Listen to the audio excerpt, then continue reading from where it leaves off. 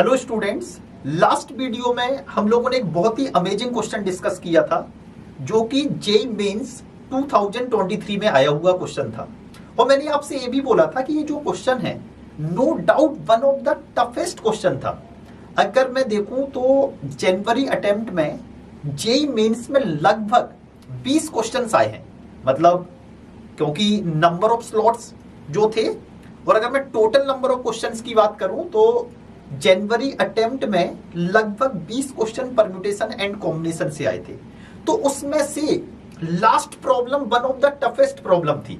और मैंने आपसे ये भी बोला था कि अगर इस प्रॉब्लम को जेईई मेंस में ना रख के अगर इस प्रॉब्लम को जेईई एडवांस में भी रखा जाता तो भी जस्टिफाइड था, मतलब वो प्रॉब्लम जेईई एडवांस लेवल की थी।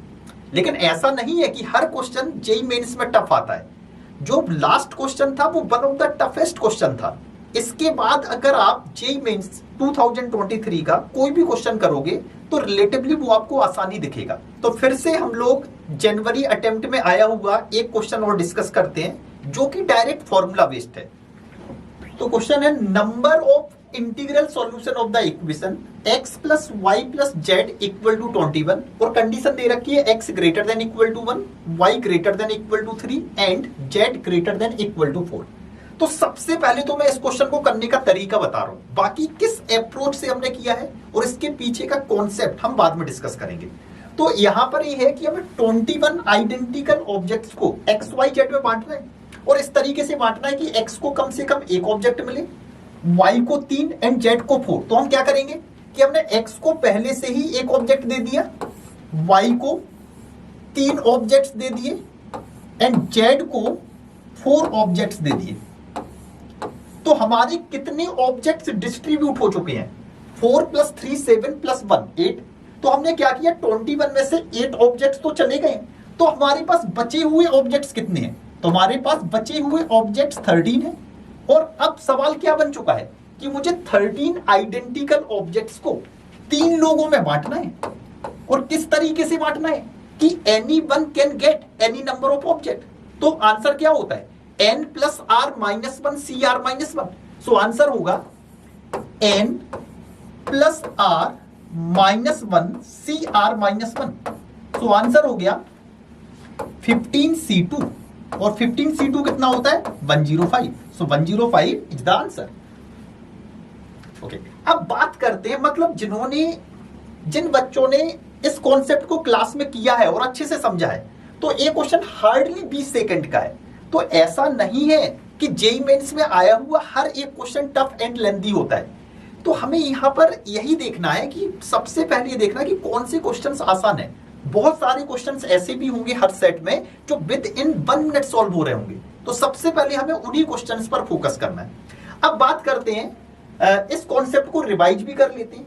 देखो, ऐसा नहीं है कि वीडियो में हम लोग केवल क्वेश्चन को डिस्कस करेंगे, फिर साथ में हमें उस क्वेश्चन से रिलेटेड जो कॉन्सेप्ट है उसको भी सीखेंगे, उसका भी रिवीजन करेंगे। ओके, तो चलो सबसे पहले मैं आपको कॉन्सेप्ट रिवाइज करा रहा हूं कि ऐसे क्वेश्चंस के पीछे कौन सा कॉन्सेप्ट होता है। तो याद करो, मैंने आपको बताया था कि number of integral solution of the equation, जैसे सपोज हमारे पास है number of integral solution of the equation x plus y plus z equal to 21। Okay, तो सबसे पहले मैं बात कर रहा हूं कि number of non negative integral solution of this equation.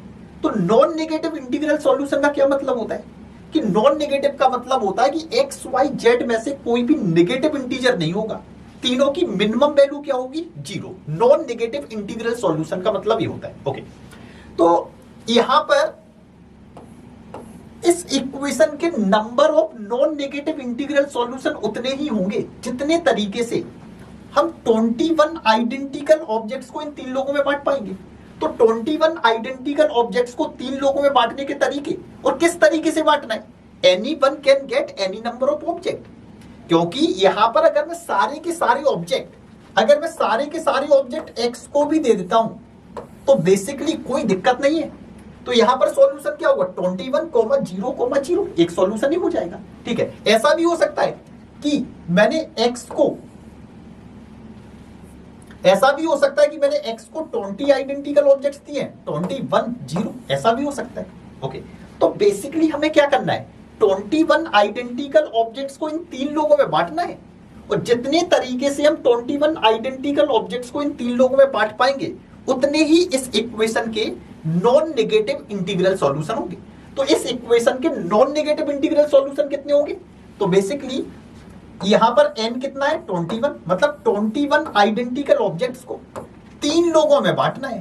और किस तरीके से बांटना है, anyone can get any number of object. तो फॉर्मूला क्या होता है, फॉर्मूला होता है n plus r minus one C r minus one. ये किसका आंसर है, ये number of ways to distribute n identical objects among r persons such that anyone can get any number of object। Okay, तो answer क्या आ जाएगा, इसका answer आएगा n यहां पर कितना है 21 प्लस r कितना है 3 minus one C r minus one, और r माइनस वन करेंगे तो 2 आएगा। सो आंसर हो जाएगा 21 प्लस 3 24 माइनस 1 23 C2। सो इस क्वेश्चन का आंसर आएगा 23 C2। ओके, फिर मैंने आपको ये बताया था कि number of positive integral solution, अगर मैं बात करूं पॉजिटिव इंटीग्रल सॉल्यूशन की, तो पॉजिटिव इंटीग्रल सॉल्यूशन का क्या मतलब होता है, पॉजिटिव इंटीग्रल सॉल्यूशन का मतलब होता है कि मैंने x, y एंड z पर एक कंडीशन इंपोज कर दी कि x greater than equal to 1 होगा। अब x 0 नहीं हो सकता है, सिमिलरली y भी ग्रेटर देन इक्वल टू 1 होगा एंड z भी ग्रेटर देन इक्वल टू 1 होगा, क्योंकि हम बात कर रहे हैं पॉजिटिव इंटीग्रल सॉल्यूशन की, means x, y and z की मिनिमम वैल्यू 1 होगी। तो अब अगर हमें इस इक्वेशन के पॉजिटिव इंटीग्रल सॉल्यूशन निकालना है, ठीक है, तो अब ध्यान से देखना कैसे करेंगे। तो अभी भी सवाल कुछ ऐसा है कि हमें 21 आइडेंटिकल ऑब्जेक्ट्स को 3 लोगों में बांटना है, लेकिन इस तरीके से बांटना है कि सभी को कम से कम एक ऑब्जेक्ट तो मिलना ही चाहिए। अब मतलब ऐसा नहीं हो सकता है, अब z 0 नहीं हो सकता है, क्योंकि हम बात कर रहे हैं पॉजिटिव इंटीग्रल सॉल्यूशन की।